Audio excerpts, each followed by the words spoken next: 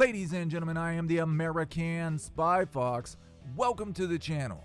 In today's episode, we are going to be talking about the Menendez case. Eric and Lyle Menendez, convicted killers. They have been sitting in prison for 34 years, convicted of first-degree murder for the slayings of their father, Jose Menendez, and their mother, Kitty Menendez. And guess what? I'm here to tell you they're going to be released. There's a lot of news going around speculating that they may be resentenced, they may get out. I'm here to tell you they're going to get out. And possibly it could be as early as Thanksgiving. They could be home with any family members they have left who care about them, eating Thanksgiving with their family. New evidence has come to light. A 2023 petition introduced new evidence. It changes everything. I don't know about you, but for me, it definitely changes everything. Turns out they were telling the truth the whole time. Their father did atrocious things to them. Their mother knew about it, did nothing to protect her sons. And yes, we are going to get to this new information, this new evidence that has caused the LA County Prosecutor's Office themselves, not their defense attorneys, the actual people, the office who put them in prison and wanted to keep them there for life. That office is now requesting they be resentenced and basically time served, let them go. We're going to get to the evidence, but first, for those of you who are either too young to remember what I'm talking about, or maybe you just were never interested, let me quickly go over the case. There are two things that I know about prosecutors' offices, and if you watched my last video, you know I'm not lying. Number one, prosecutors do not like to dismiss charges. They hate it. It makes them look dumb. It makes their police force look dumb. When a prosecutor's office dismisses a charge, it is because there is no evidence to suggest that a crime was ever committed, and therefore they cannot proceed with it. The second thing I know about prosecutors, they never ask for resentencing. This is almost unheard of. Matter of fact, I've never heard of the prosecutor saying, maybe we were too hard on that guy. Let's resentence him and just let him go. I've never heard of this. I've heard of people winning appeals and coming back with DNA evidence later and convincing people they may have been innocent, whatever. I've never heard of the prosecutor requesting resentencing, which is exactly what Los Angeles has done. Let's go over the case real quick. You need to know the case kind of anyway to understand the new evidence. So let's do that first, just for anyone who may not be familiar with all the details. It all began August 20th, 1989 with this 911 phone call placed by Eric and Lyle Menendez about their father and mother, Jose and Kitty Menendez. And if you would, pay close attention to how the operator reacts. This is Beverly Hills. This 911 operator has probably never received a phone call like this in her entire career. Beverly Hills emergency? Yes, police. What's the problem? What's the problem? What's the problem? Someone killed my parents. Pardon me? Someone killed my parents. What? Who? Are they still there? Yes. The people... No. Were they shot? Hey, man, Were they shot? Yes. They were shot? Yes. 102 response, 722 North Elmore. What happened? Hey, stay down, I have a hysterical person on. We're trying to get screened further. Other units responding. Is the person still there? What happened? We have units around. What happened? Who shot who? I don't hear anything. I just came home. You came home and found who shot? Mom and Dad. You know if they're still in the house, the people that did the shooting. Get away from him. Okay, hang on. Let me talk to Eric. Who is the person that was shot? My mom and my dad. Your mom and dad? My mom and my dad. Okay, hold on a second. Okay, we're on our way over there with the ambulance. Okay, I gotta go. Okay. So, in case you're wondering about the date on the screen, the 911 call was placed before midnight, then the police come and they video after midnight, a few hours later, around 3:30. When the police arrive, the boys are still inside the home with the bodies. Kind of weird. You would think it's a little weird, like you'd want to get away from it, you know what I mean? This is a big mansion. You don't know if the shooters are hiding somewhere. The police have to call the boys and tell them to come outside. Hello, this is police department. Yes. Okay, I want you to come outside. Okay, just come out the front door and I never my brother. I have to get my brother? You would think in a situation like that, they would stick close together, safety in numbers, right? The whole thing's weird from the get-go. Keep in mind, this is Beverly Hills. Things like this don't happen in Beverly Hills. This is not a police department accustomed to dealing with homicides. Even their dispatch officer freaked out. You could tell she was in a panic. And she's the one who's supposed to keep the caller calm, right? She had to give the phone to someone else. So clearly the police respond immediately, en masse, in force. You see, the rich and the famous, their police departments are paid very well. Police officers want to work in neighborhoods like Beverly Hills because they get bigger salaries and there's less crime. So it's a lower stress job with a bigger paycheck. In these types of communities, these gated, exclusive communities, the officers serve more as peace officers, not police officers. They act more like civil servants. They're there to help you. You really are innocent until proven guilty. Not, like the rest of us, guilty until proven innocent. So it should not surprise you or I at all that the police did not treat the boys as suspects. In fact, they were treated with care, with sensitivity, with respect and dignity. The police did not test their hands for gunpowder residue. After they set up their search perimeter, the boy's car is within the search perimeter. They don't even check the car. Had they done either one of those things, they would have found gunpowder residue on the boy's hands. They didn't even bother to throw away the shell casings. They went and hid the guns, but left the shell casings in their car. Had the police checked the car, they would have found the shell casings. All they did was wipe the blood off them, change their clothes, got rid of the clothes and the guns. That was it. This wasn't well thought out. They were out of their minds. Lyle Menendez would even later testify that although he wasn't going to give himself up, he wasn't going to confess, he assumed that the police would put two and two together immediately. They pretty much thought that they would go to jail that night. You portrayed yourself as being very upset to the police when they got there, right? No, that's why I went there, because we were crying. I was upset. I mean, by the time I talked to the officer a little later, I wasn't crying. And I wasn't trying to fake it. And I wasn't trying to, put on an act or anything like that. I was just feeling what I was feeling. You wanted to get away with it, right? We really weren't thinking in those terms. And we weren't thinking in terms of, we were just basically thinking that we'd shot our parents and that this was horrible and that if, I just couldn't tell the police that and that I did not want to then have to tell them why and explain everything about my family. And neither of us did, and we were pretty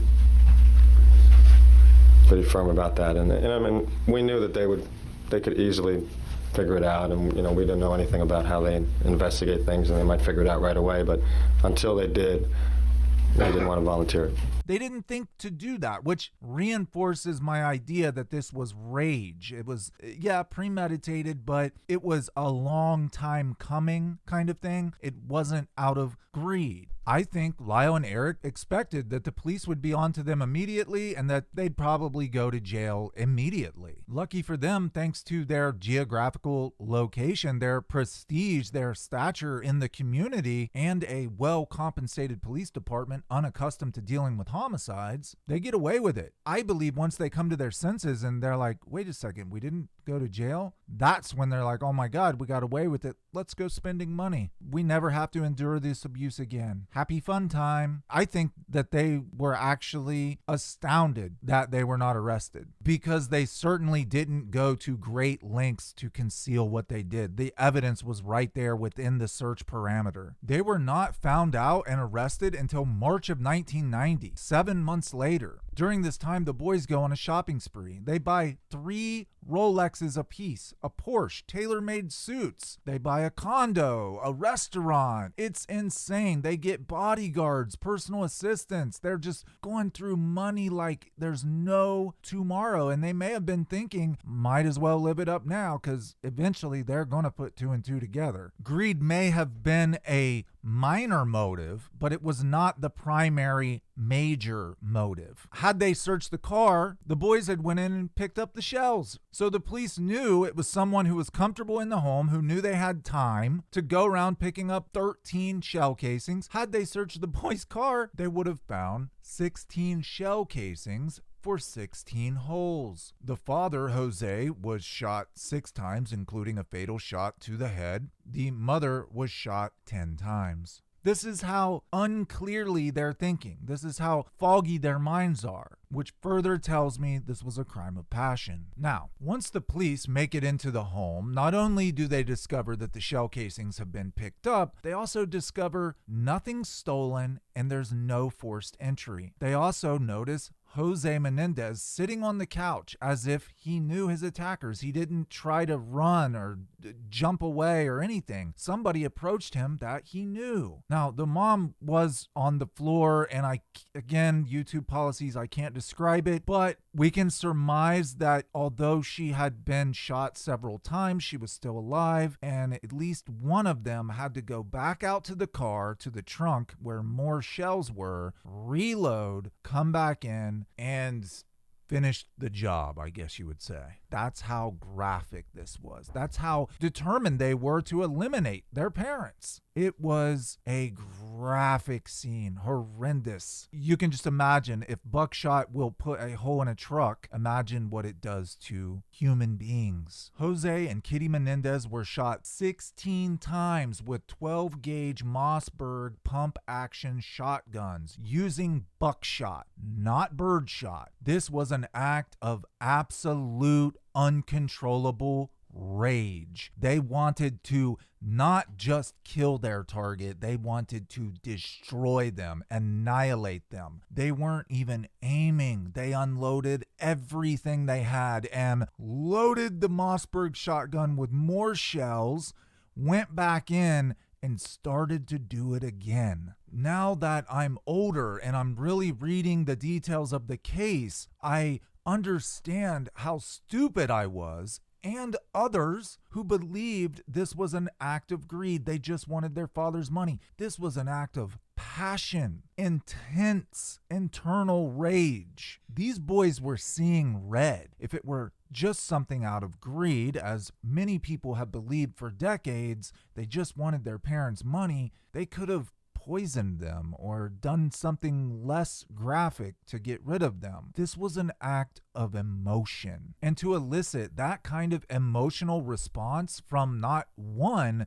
but 2 sons, something unusually heinous had to be going on with this family. We may never know the full extent, but it's clear that this family was not right. Something atrocious went on behind the scenes for years. The Menendez brothers were definitely abused by the hands of their own father. Their mother knew it. She did nothing to protect them. So in the beginning, police are looking for motive, and the boys give it to them. It's important to know Jose Menendez's history if you want to understand why the Beverly Hills police originally sort of bought in to this ridiculous story that the sons were spinning. What the brothers were saying was, our father, although on the outside is this rich music executive and he's very successful, he also had shady business dealings with very unsavory characters. He may have been running drugs from Latin America. He may have been involved with some Mexican cartels. We don't know. But he was doing something to make all this money behind the scenes. This is 1989. In 1983, a movie that you may well know called Scarface came out.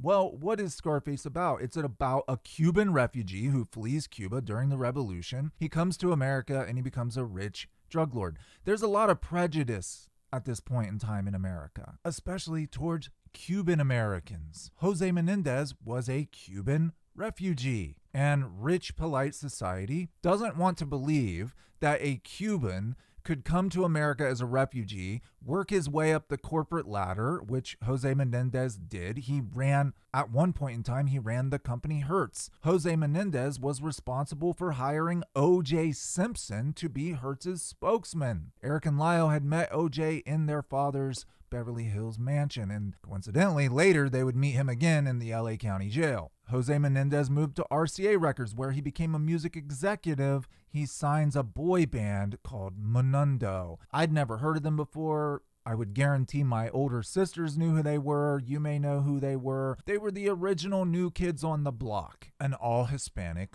boy band. And Jose Menendez made a lot of money off this group he signed to RCA. At that point in American history, in the late 80s, early 90s, it would have been very easy to believe for someone like the Beverly Hills Police Department to think, oh, if he was a Cuban refugee, they might be right. He probably is running some kind of drugs up to America from Latin America. On top of this drug kingpin tale that the Menendez brothers were spinning about their father, they were interviewing friends and family and colleagues of Jose Menendez, and a lot of them said he was a terrible guy, which fit right into this businessman by day, drug kingpin by night sort of idea they were getting about Jose Menendez. However, the truth was he had earned all of his money, all of his success the old-fashioned way, through hard work and diligence and perseverance. But the police, they got their prejudices. What they didn't know was, although the father, Jose Menendez, did come to America as a refugee, he came from a very prestigious Cuban family. They were kind of like royalty, doctors, lawyers, the elite of Cuban society. Jose Menendez grew up in Havana, very privileged. Now, during the revolution, sort of like what the Germans did to the Jews, took all their wealth and everyone scattered to the wind. That's what happened to the Menendez family. And they had to leave all their wealth, all their estates, all their prestige behind in Cuba. But Jose Menendez was determined to get their family's stature back, and he did. I read once that a person who was a millionaire, who loses everything, has a 77% better chance of becoming a millionaire again than a person who's never been a millionaire. Isn't that interesting? He grew up privileged in Cuba. They lost everything. He comes to America. He creates another privileged family. Personally, I'm convinced that anyone can become rich and famous as long as they have a sociopathic mentality and don't mind stepping on other people while they're climbing that ladder. That's why those of us who aren't rich and famous are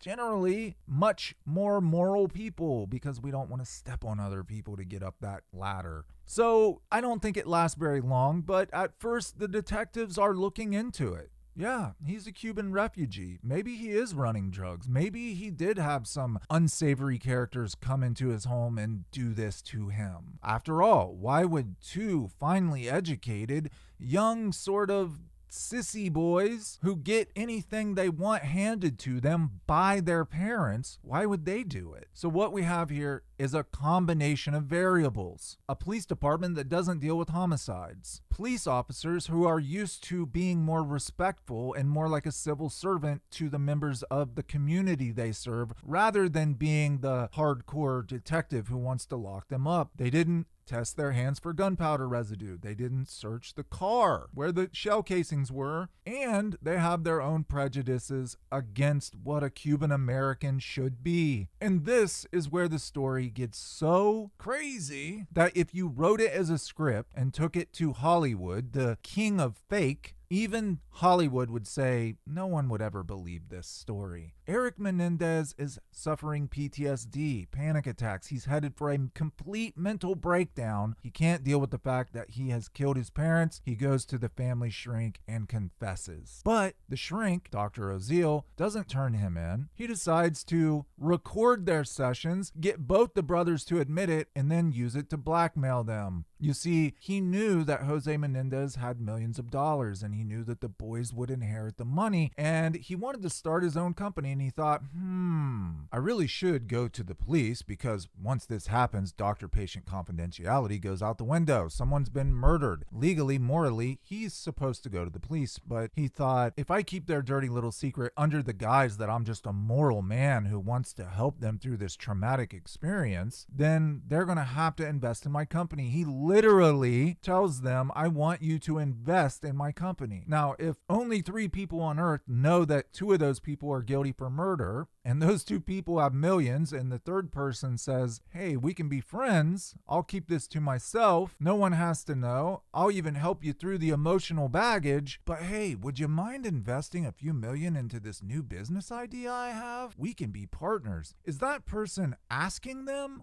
or telling them? That, ladies and gentlemen, is called blackmail. And this is just the first layer of Dr. Oziel's many shit layers. This guy has so many layers of shit to his real character that he makes up an entire shit cake. This guy is the total piece of shit. He's married with children, but he also has a mistress. Dr. Oziel is having an affair with a patient of his named Judeline, and Judeline's not very mentally stable. So he's obstructing justice, he's withholding evidence. He could have even been charged as an accessory to murder after the fact. All kinds of crimes, not to mention carrying on a sexual affair with a patient that you know is mentally unstable that you're medicating. This dude knows no boundaries. There's not any line that he won't cross. And to my knowledge, I think he pretty much got immunity for his testimony, but he did lose his license to practice medicine. And thank God, because who knows what other vulnerable patients he would have manipulated and coerced into doing things they didn't want to do. Dude was a real creep.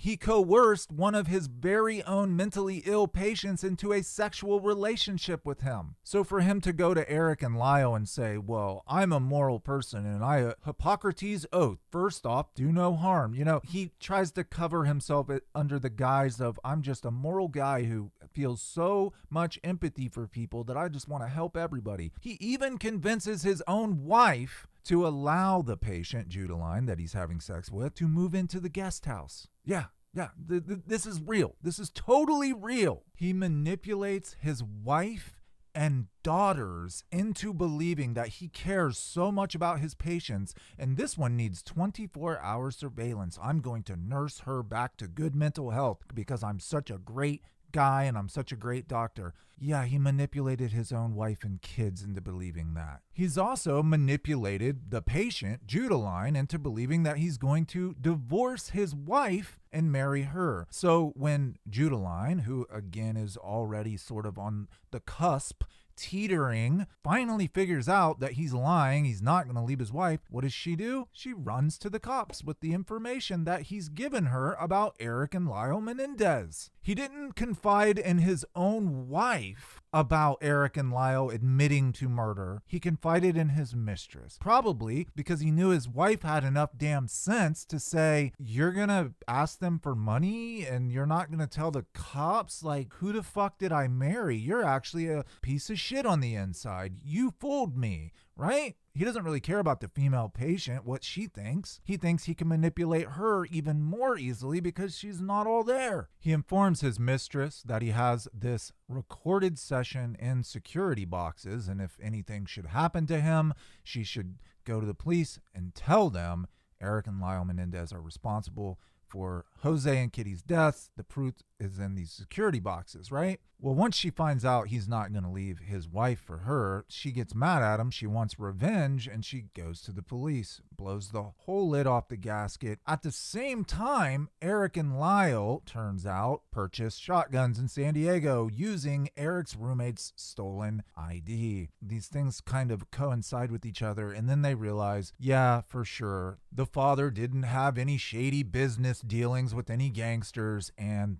it's more than likely that the sons did it or they hired someone to do it for them. I keep talking about this Dr. Oziel because I think it's so sad that a person like him would be well respected in society, that he had so much power and influence and authority over other people, his patients. Someone like this Judeline character who trusted him not only as her boyfriend, but as her doctor. And he was just using her and doing really nasty things. Like, I could go into way more detail about their relationship and the things that he was getting this mentally ill patient to do for him sexually. I'll just give you guys one example that I think can slip by YouTube's policies. He would have her talk in a baby-like voice, a toddler voice, and wear like little girls' clothing and call him Dr. Daddy. I can 100% confidently say this. It's no accusation because she learned from his behavior. She knew he would record his patients secretly, so she started recording their sessions secretly, and it was played openly in court. Like, dude lost his license, lost his family, everything he deserved. I believe he should have been charged as an accessory after the fact. That didn't happen. I'm not accusing him. I'm just saying that it's very obvious he had a fetish leaning toward pedophilia, which makes it doubly sad that the Menendez brothers were groomed and molested and even arred by their own dad their entire lives. And then the guy that they go to for this emotional reconciliation, trying to process what they've done, is a fucking creep himself. My God, man. People like that, there is no counseling. Nothing can fix it but a hollow point. Around the same time that his patient Judeline goes and informs the police, because, you know, she is a mental health patient. So it's like, can we really believe what she's telling us? Coincidentally, at the same time, they had discovered Eric and Lyle used Eric's roommate's ID to buy 12-gauge Mossberg shotguns in San Diego. That's the kind of crazy that happened in this story. And I could go into much, much further detail in another episode if you guys would like me to. For right now, I just want to get down to the root of the issue. Why are they going to be released? Well, the boys had always said that their father, he didn't just molest them. He groomed them from the age of 6. Around the age of 11 is when he actually started a full-blown sexual relationship with his own sons. This is something that they were trapped under their entire lives. It's all they ever knew. So when men like me say, man, I would never let that happen to me, you know, well, what would you do? Kill your dad if he did it to you? You know what I mean? That's all they'd ever known since they were kids. They knew that their mom knew about it. Their own mother, Kitty Menendez, knew about it, and she did nothing. And it's hard to imagine for some people how much power and influence a man who is a music executive in the 80s and 90s has over a lot of people. Everyone around Jose Menendez said he was a bad father, but not one of them said that they ever knew him to be a sexual assaulter. There was never any proof that Jose Menendez had ever sexually assaulted anyone, and that's why everyone thought these are just two rich, spoiled brats who killed their parents for money. That is, until one of the boy band Menudo boys from the Hispanic boy band group that Jose Menendez put together and made so much money from for RCA Records came forward 33 years later in 2023 and said, when I was a boy, Jose Menendez assaulted me too while I was a part of that band, while I was signed to RCA Records under him. We don't know what is all in this petition. We don't know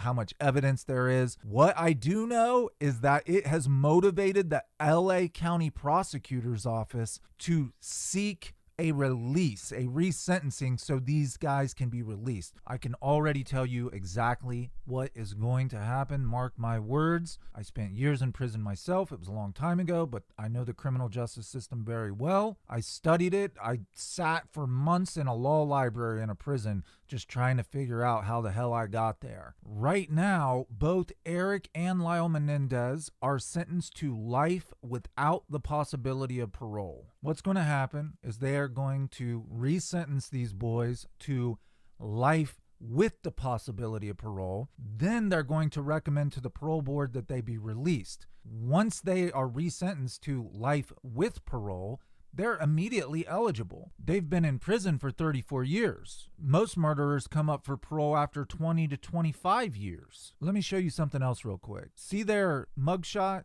October 10th, 2024. That just happened. As someone who spent years in prison, I never got my mugshot taken again. The first day I came in, they took my picture. That was it. Now, yes, I understand they've been in there for decades. Their look can change. But I guarantee this was done for the media. This petition with this new evidence was testified on last year in 2023. They've known all this time there was going to be a Netflix documentary.